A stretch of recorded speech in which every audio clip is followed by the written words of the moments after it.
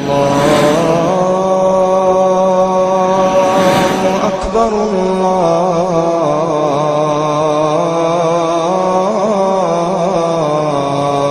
أكبر۔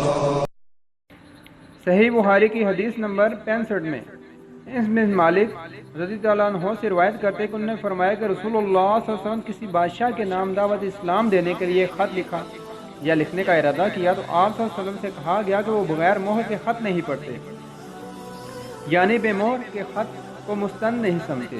تو آپ صلی اللہ علیہ وسلم نے چاندی کی انگوٹھی بنوائی جس میں محمد رسول اللہ صلی اللہ علیہ وسلم لکھا تھا۔ گویا میں آج بھی آپ صلی اللہ علیہ وسلم کے ہاتھ میں اس کی سفیدی دیکھ رہا ہوں۔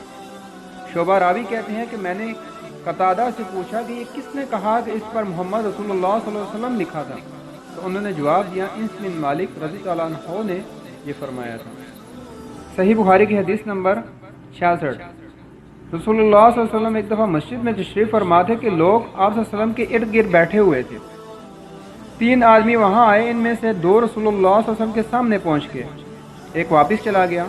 راوی کہتے ہیں کہ پھر دونوں رسول اللہ صلی اللہ علیہ وسلم کے سامنے کھڑے ہو گئے۔ اس کے بعد ان میں سے ایک نے جب مجلس میں ایک جگہ کچھ گنجائش نہ دیکھی تو وہاں بیٹھ گیا، دوسرا اہل مجلس کے پیچھے بیٹھ گیا، اور تیسرا اور چوتھا وہ لوٹ گیا۔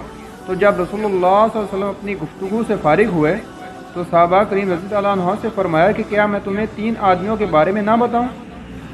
تو سنو، ان میں سے ایک نے اللہ سے پناہ چاہی، اللہ نے اسے پناہ دی، دوسرے کو شرم آئی تو اللہ نے اسے شرما کے اس کو بھی بخش دیا، تیسرے شخص نے منہ موڑا تو اللہ نے بھی اس سے منہ موڑ لیا۔